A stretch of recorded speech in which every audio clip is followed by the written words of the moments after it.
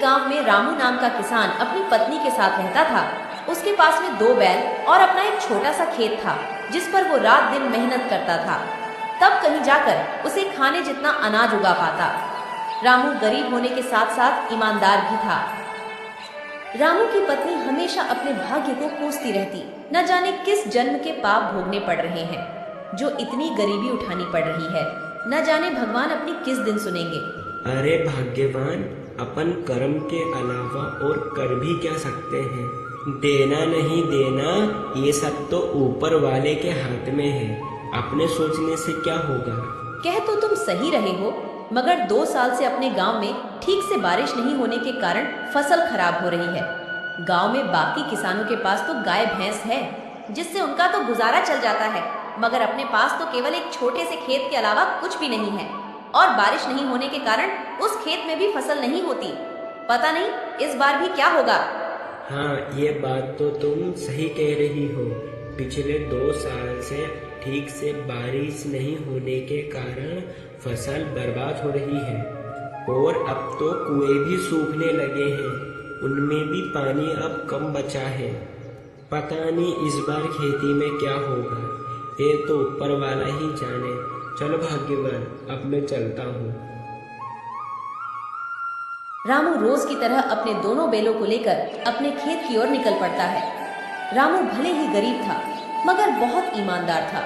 वो दूसरों का भला ज्यादा सोचता था और वो हमेशा अच्छे कर्म करने की समझ रखता था। और फिर रामू खेत पर पहुंचकर खेत पर मेहनत और लगन से काम करने लगता है।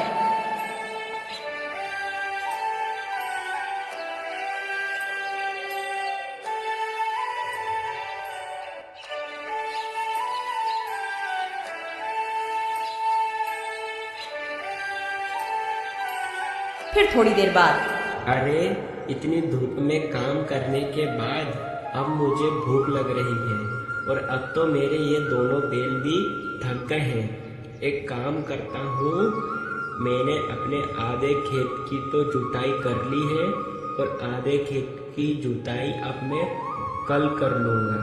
मेरे ये बेचारे बैल भी थक गए हैं। चलो चलो, अब अपन घर चलते हैं। रामू खुद से ज्यादा अपने बैलों का ख्याल रखता था। वह अपने बैलों से ज्यादा काम नहीं करवाता और रामू अपने घर पहुंच जाता।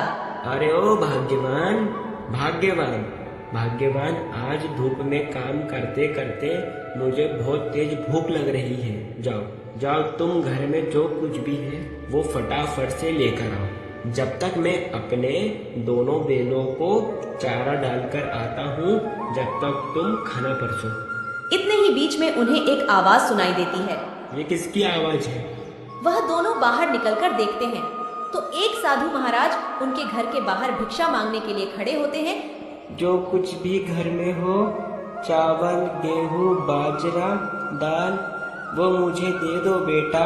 अरे साधु महाराज, हम सब पहले से ही इतने गरीब हैं। हम जैसे तैसे करके अपना जीवन गुजार रहे हैं। ऐसे में हम तुम्हें कहाँ से दान दें? गरीब किसान की स्थिति देखकर बाबा जी समझ चुके थे और बोले, कोई बात नहीं बेटा, कोई बात नहीं। ठीक है बेटा, अब मैं चलता हूँ। मैं किसी और घर से भिक्षा मांगकर खा लूँगा। अरे भाग्यवान, अपने घर में बाबा को देने लायक कुछ भोजन है क्या? क्या अपने घर में कहाँ से आएगा? अपने घर में बाबा को देने लायक कुछ भी नहीं है। केवल थोड़े से चावल थे जो तुम्हारे लिए बने हैं। अगर वो बाबा को दे देंगे तुम्हें भूखा रहना पड़ेगा। रुकिए बाबा, भाग्यवान जाओ, जो मेरे हिस्से का भोजन है वो जाकर बाबा को दे दो। मगर फिर तुम क्या खाओगे? अगर बाबा को तुम भोजन दे दोगे फिर घर में एक अन्न दाना तक नहीं है, तुम्हें भूखा रहना होगा। उसकी चिंता भाग्यवान तुम मत करो, मैं तो भूखा रह लूंगा। मगर बाबा को मैं अपने घर से भूखा जाने दूंगा तो मेरे गले से वैसे भी खाना नहीं उतरेगा। जाओ, तुम बाबा के लिए वो भोजन ले आओ।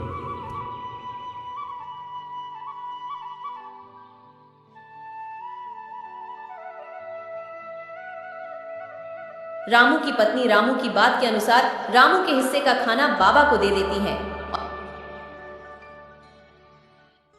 धन्यवाद बेटा, धन्यवाद।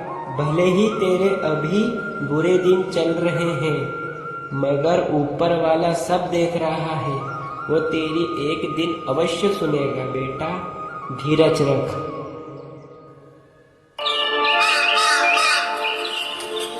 फिर सुबह हर रोज की तरह रामू आज भी अपने 2 बेलों के साथ खेत की ओर चल देता है।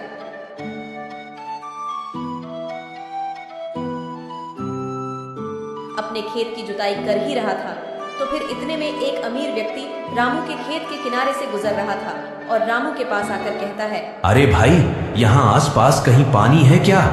भाई साहब, यहाँ से कुछ ही दूर पर एक हैंडपंप है, जाकर आप वहाँ से पानी ले लो। अरे भाई, तुम बड़े मेहनती दिख रहे हो, तुम इतनी मेहनत क्यों करते हो? मैं अपने और अपनी पत्नी के लिए भोजन और कपड़े कमाने के लिए इतनी मेहनत करता हूँ। अरे, तुम इतनी मेहनत करने के बावजूद अभी तक गरीब की गरीब हो। तुम तो अच्छे काम करते हो, तो भी तुम गरीब हो। मुझे तो नहीं लगता है कि कर्मों का फल मिलता है। नहीं नहीं भाई साहब, मुझे पूरा विश्वास है, भगवान के घर पर देर है मगर अंधेर नहीं। जो अच्छे कर्म करेगा उसे अच्छे कर्म का फल अवश्य मिलेगा। देर से मिलेगा मगर मिलेगा जरूर। शायद मुझे अभी नहीं मिला मगर एक दिन अवश्य मिलेगा। रामू की बात सुनकर अमीर व्यक्ति हंसता और वहां से चलता बना। रामू ने अपनी मेहनत जारी रखी मगर खेत को जोतते जोतते अचानक से रामू का पैर हल के नीचे आ जाता है, जिस कारण रामू का पैर कट जाता है। रामू दर्द के मारे झूम उठा। अरे भगवान, मेरा पैर तो कट गया। अरे प्रभु, वो अमीर व्यक्ति सही बोल रहा था क्या कि कर्मों का कोई फल नहीं होता? अगर मैं अच्छे कर्म कर रहा हूँ तो भी मेरा पैर कट गया। मैंने किसी का क्या बिगाड़ा है जो मेरे पैर में लगी? जैसे तैसे रामू अपने घर पहुंचा और अपनी पत्नी को जो उसके साथ हुआ वो सारी बातें रामू ने अपनी पत्नी को बताई। तुमने आज तक किसी को परेशान नहीं किया है, तुम्हें तुम्हारे अच्छे कर्मों का फल मिलेगा। रामू को अपनी पत्नी की बात सुनकर तसल्ली आई।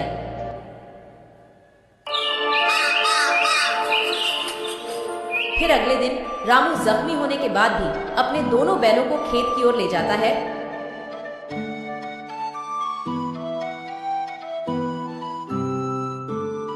अरे अभी तक बारिश तो आई नहीं, अब फिर मैं अपने खेत की सिंचाई कैसे करूँगा? चलो एक काम करता हूँ, अपने खेत के कुएं में जाकर देखता हूँ उसमें कितना पानी है। अगर उसमें पानी हुआ तो अपने खेत की सिंचाई करूँगा। अपने खेत के कुएं के पास में जाता है मगर कुएं में एक बूंद भी पानी नहीं था। कुआं पूरा सूखा पड़ा था। अरे मेरा खेत का कुआं तो पूरी तरह से सूख गया। अरे भगवान, ये कैसी परीक्षा ले रहे हो? घर में अन्न का एक दाना नहीं और अब तो मेरा कुआं भी सूख गया है। इस बार खेती में कैसे करूँगा भगवान? एक काम करता हूँ, मैं अपने कुएं के अंदर जाकर खुदाई करता हूँ। अगर पानी निकल जाए, हे भगवान कृपा करना प्रभु। इतना कहकर रामू कुएं के अंदर उतरकर खुदाई शुरू करता है।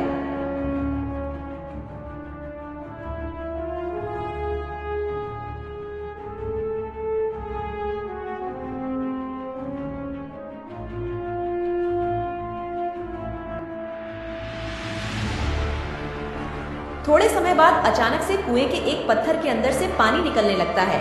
ये पानी कहाँ से आया? मुझे तो अपनी आंखों पर विश्वास ही नहीं होता। मुझे तो लगता है ये सब मेरे अच्छे कर्मों का फल है जो मुझे मिला। भाग्यवान सही कह रही थी कि तुम्हें तुम्हारे अच्छे कर्म का फल अवश्य मिलेगा। ऊपर वाले ने मेरी सुन ली। इस पानी से तो अब मैं अपने खेत की सिंचाई अच्छी तरह से कर सकूंगा। रामू की खुशी का कोई जवाब नहीं था। रामू पानी को देखकर बहुत खुश हो गया।